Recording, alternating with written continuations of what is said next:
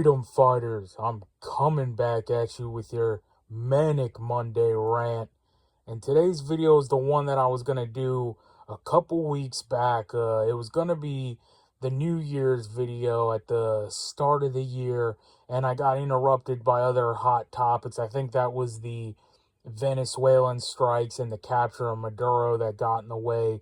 But anyway, you know, over a New Year's, or this might even been Christmas, getting together with family and friends, and topics come up, and I tend to lead into politics quite often. So we ended up, talking about upcoming laws and things going on and the way of the world and all this stuff and things.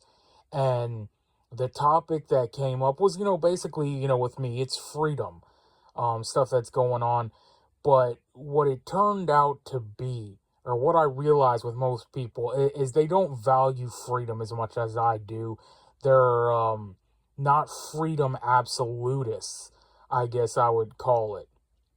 And I don't know if you saw that post that a conversation I had on YouTube on a comment where I was just talking about Thomas Jefferson's famous quote. I talk about him often here, old Uncle TJ. But his quote, he prefers dangerous freedom over peaceful slavery. So that's going to be the topic today, what does freedom mean? And I've done videos like this before, but this conversation had me, going back through the ringer talking about it. But also, I don't know if you saw this new thing, SCOTUS came out, ruled 9-0. That they don't need warrants to bust down your house and basically shoot you over, whatever. So this was referring to wellness checks. And I'm not sure if I talked about this before, but me and my friends have a rule, right? If we ever can't contact each other, can't get a hold of each other, or we're, worried about one of another, we've already said, don't ever do a well check on me, right? And I have other friends too where, there's times where they haven't picked up their phone in a week and, I haven't heard back from them in a text message. And I just know, don't send a wellness check their way because they're not going to be too receiving of that. And, obviously this can come from family, your significant other or whatever can call on you for that. So there's other ways, but they basically said this this case versus Montana, where supposedly a guy's girlfriend called in, said he was making self-deletion threats, and it's the old meme where the government says, we're gonna come and kill you to stop you from doing it yourself.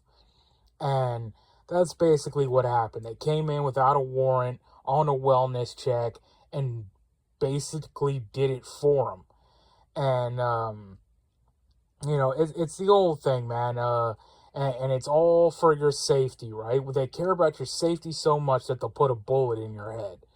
And I remember in one Tucker Carlson interview where he revealed that the CIA contacted him and said, oh yeah, we're spying on you, and your phones were tapped and we're looking through all your emails and all this stuff.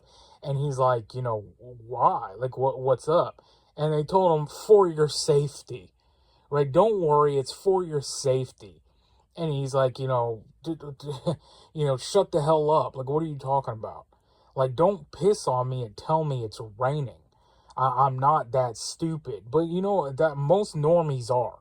They don't understand that. And that's what I was having this conversation with people about, all this stuff. And this is a person I, respect. They're in my circle of, family and friends. And we have a lot of, conversations. And that's the thing. Like, even people, I think of that meme, like the Civil War meme of the guy, what kind, oh, you're Republican? What kind of Republican are you? Or even MAGA people, right? Even the most utmost, gun-toting, flag-waving, America patriots. Once you talk, long enough or whatnot, you can break down their belief system and eventually they come around to status views. Very rarely do I have people, agree with me to the point of, like total and utter freedom, basically. And, I wanted to record this conversation because what I was hearing, at one point, it literally got to the meme. And I was like, no, but you support this and that. And I'm like, what about this and that? And they said, well, we live in a society, bro. It literally got to we live in a society. And I'm like, so that's why they're like, you can't have these things. You can't have freedom because we live in a society. And the way you want things, like without laws or without tyranny, is just chaos and anarchy and, all this stuff. And, it's a personal conversation and they don't know I have a channel and all that. So I'm really, wasn't trying to whip out the camera or, undercover record them or anything. But, I'm pretty sure I talked before about the greatest, most of the time when I tell people this, or you kind of you persuade them into your way of thinking or laws and how they're unjust and all that stuff. I think I talked before about the Unabomber analogy, where I was watching that show on Netflix, or the Unabomber documentary or whatever, or the recreation.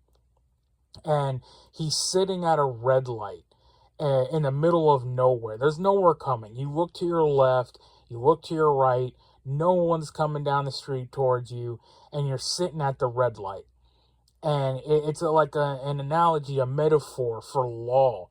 How even then, this imaginary law keeps you in your place, and you're waiting and wasting time at this red light when you could just go. And then eventually, if you do just go and you go through the red light, it's like, ooh, like you broke the law, right? Like you clench your butt cheeks a little bit as you, go through the red light, like, like I'm doing something, you're doing something wrong. And this is why people, they always come back to like, you should just obey the law, right? And it's for your safety. And it's for your control.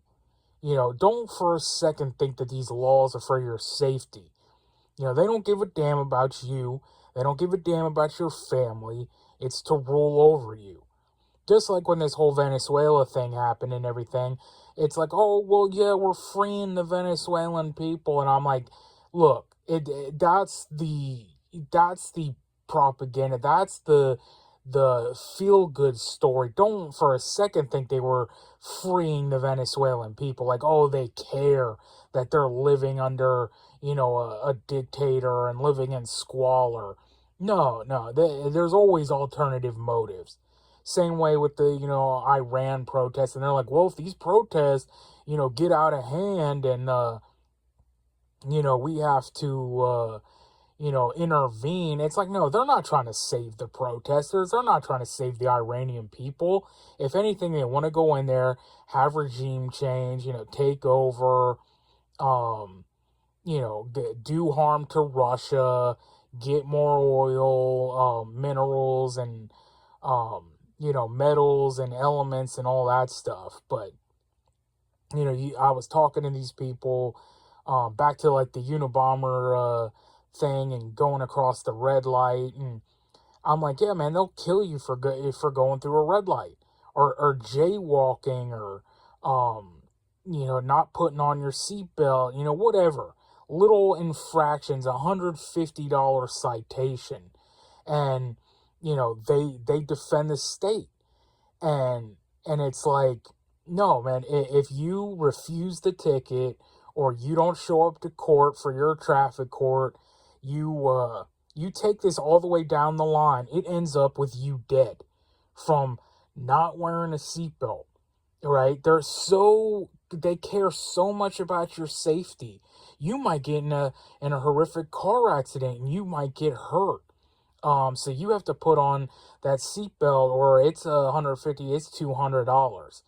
Well, If you refuse to pay it, then they send you a summons to go to the traffic court. If you don't show up to the court, well, then there's a warrant out for your arrest. If you refuse to gain entry or have someone in your property, or you defend yourself and have a shootout with the law enforcement that come to enforce the warrant, well, you're dead. Right? And people will say, well, that's ridiculous. You're just taking it too far. These are the same people who always tell you, to obey. And these are the same people who tell you, just wear the mask, right? Right? Just go along, like, just get your jab and your passport, and things will go so much easier. Like, why are you always resisting, and like, why are you always pushing back? And these are MAGA people. These are the people who claim themselves to be, freedom lovers, and these same people. And they talk to me and they're like, oh, I like guns, and we have guns, and we support the Second Amendment. And then they come up with, well, you don't need, 100-round drum. You don't need this, and you shouldn't open carry in a Walmart, or you shouldn't open carry here. I go somewhere and sling a rifle over my shoulder, and they're like, well, you're just showing, you're just looking, for trouble, or you're trying to show off. And it's like, no, we should be able we are able, right? We are able to do these things. These are our rights, and people need to see it, because if you don't exercise it, you lose it. And we've pretty much lost it in this country, right? Depending on certain areas where you're at, you open carry a rifle. And I've talked about the Florida fishermen. Again, this isn't, Chicago or California or New York, what I'm talking about. This happens in red states too. You think you're in a base red freedom state and it's all pro 2A and all that, and they still have permit to carry, or whatever laws they have, or no, there's no open carry, and the police will still show up and harass you and bring charges against you if you're open carrying in public. It's like, but it's law, right? So you have to obey, and the thin blue line are your friends, and they're here to help, and we live in a society, bro. That's literally what it was. But they passed a law, and I've talked about the law before, and voting, right? It's the wolves voting on what sheep to eat. That's your democracy, right? And it's like, oh, they voted to steal your girlfriend. They voted to abuse your girlfriend tonight, and you ain't gonna have that, are you? And oh, but don't worry, we voted on it. Your life, liberty, and pursuit to happiness is not on the ballot. And you always get these. This is what it comes down to, man. And this is what I heard over and over. Was just, it's, oh, what if this happens? And the more powerful the firearms and the more rounds, like, something can happen. And one guy was talking about, oh, like, yeah, these high capacity magazines, people are, he was watching a video from like Chicago or something, some gangbanger spray and pray incident. And he's like, all those bullets are going, all over the place. And I'm like, right, now, in this case, he was actually defending himself. And I'm like, yeah, I mean, I don't agree with his firearms training. And, obviously he was just, slinging bullets all around. But in this case, there was another party that started shooting first at him. He was returning fire, and he ducks behind his vehicle and like lifts up a Draco or an AKAR style pistol, and just starts blasting over his hood. And I'm like, yeah, there's cases of that where people are defending themselves, and other people get hit by stray bullets, and that should go on the person who initiated, the crime. Just like, if you're in a bank or somewhere and someone comes in and is doing a bank robbery and you're trying to stop it and you fire two shots at the armed robber and you hit him and down him, but the second shot, went beside him and you hit somebody else. That shouldn't be on you for, they take people to court and charge them with like manslaughter and all this, and charge the person defending the situation with like that intent to, or non-intent to kill, manslaughter charges. And it's like, no, the reason it happened, the situation was brought forth due to the robber. So everything that happens in those upcoming events is on him. But, the whole reason you can't have farms is because they're dangerous and what could happen. I remember watching this one RPM Trey Vietnam video where he said, the government was proposing all these laws and everything. How can a government with, rocket launchers and nukes and all these missiles and everything tell you about, weapons of war, right? Civilian can't have these weapons of war because of what could happen. All these school events or, stray bullet injuries and all these possibilities that could happen. Yeah, but what happens with all the stuff that you have, right? You're dealing with missiles and stuff, and things do happen, right? People get caught up in missile strikes and stuff. They call that casualties of war, right? The government kills innocents by accident when they're like, hey, we know of a target. This whole block is this organization. We're gonna level the block. Well, it spreads out a little further than that block, and they hit a couple houses on the other block too. That just happened to be a couple family homes. And that happens. And that's the casualty of war, and it's a tragedy. And those situations do happen, but those aren't the reasons to limit your freedom and limit the Second Amendment, your ability to protect yourself. But yeah, man, I guess the whole point of the video here is people they can rationalize, or they're willing to give up a little of their freedom for safety. And it's like and some people, it's like the Harriet Tubman quote, right?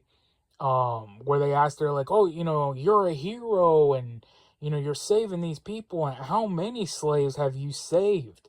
And I can't remember how many she said or what she said, but she's like, a lot, but I could have freed a lot more, only if they knew they were slaves. And we have a lot of people around here, man, who think they're, like I said, American and Second Amendment protectors and freedom and 1776, yet they agree with some of these laws and limitations because they go into, but I mean, it's unsafe to have 100 rounds. It's unsafe to have these, certain rifles out in circulation. I believe in protecting yourself or whatnot. No, you're another slave on the plantation. You don't even know it. And, it's like, you need to get off, but they want to stay, right? And some of them are scared. Harriet Tubman probably said, we have a way out. We can get you in this underground railroad. We can sneak you out. And they were just like, oh, no, we're going to get, if we get caught, we're getting whipped. Heck, they're going to kill us. They'll hang us tomorrow.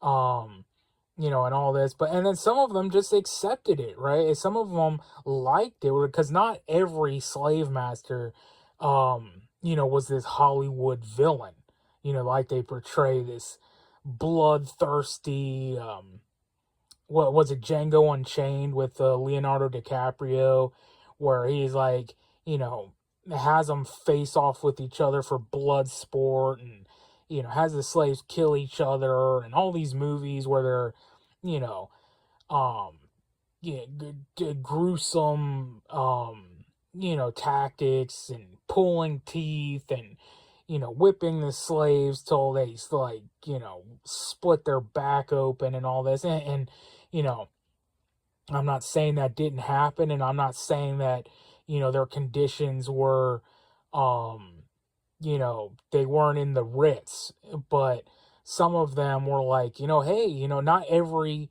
guy was like that, and they were friends. They're like, hey, Master Bob's cool, like we're cool over here, and we have good work hours, and he's got us up in a house, and we're fed, and he lets us free reign the property, and we have games, and we dance at night and all this stuff. And Harriet Tubman comes along like, I can get you out, right? I can get you out. And they're like, yeah, you know what? We're good.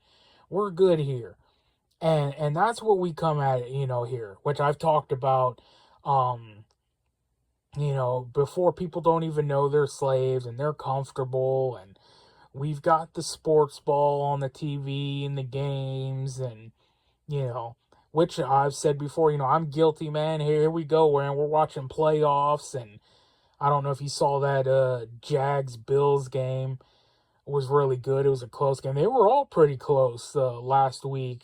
There's some good games coming up, and yeah, I watch it too, and we all need time. I play video games, and we all need to shut off sometimes and get past all this constant bullshit. But when you're talking to free-minded people, it's one thing when you're talking to, like, slaves, like literal, like liberal slaves who just love the boot and or pure status. But when you're talking to people who you thought at least had somewhat of a clue, and they let it slip and basically come down to, it's a society, and yeah, I believe in freedom, but what you're talking about is just like unfettered chaos and anarchy. This is why you realize we're in the situation we're in, because people really don't want this freedom, and people are gonna fall. They're gonna get the jabs. They're gonna lock down. They're gonna hand in whatever they have. They'll say, oh well, I'm still free if I don't have 100 rounds. Oh, okay, well, 30 round is the standard capacity, but I guess I'll turn that in as long as, I can still have the platform. And then they're like, oh, well, now you have to weld in the magazine, and oh, you got to take off the stock, and you got to do this. Oh, basically, it's a bolt action rifle. And then you got to do this and that, and they're going to follow all the way because they don't see the bigger picture. And, you tell them that they're coming to take over, and they're basically coming to kill you, and they just roll their eyes. Another post I did that one time with Willie Robertson in it, when you're trying to talk to a Republican about the thin blue line, and they're the ones coming to take your guns. It's these people you worship, right? You think these governors and mayors and politicians and people on the board and your senator and whoever it is, are on your side, and the blue are out there protecting you. No, the moment that switches up, and you're against the law, you're an outlaw, and you're breaking the so-called law, and they're coming for you. And they'll kill you, like I said, over a seatbelt. You think they won't kill you because you have a 100-round mag? Anyway, yeah, I'm going to wrap it up there, man. That's going to be the rant for today. Let me know what you guys think. Till the next one, you know what it is. We are on our own. No one's coming to save us, so get right with God, because only God can save you. Freedom Fighters out.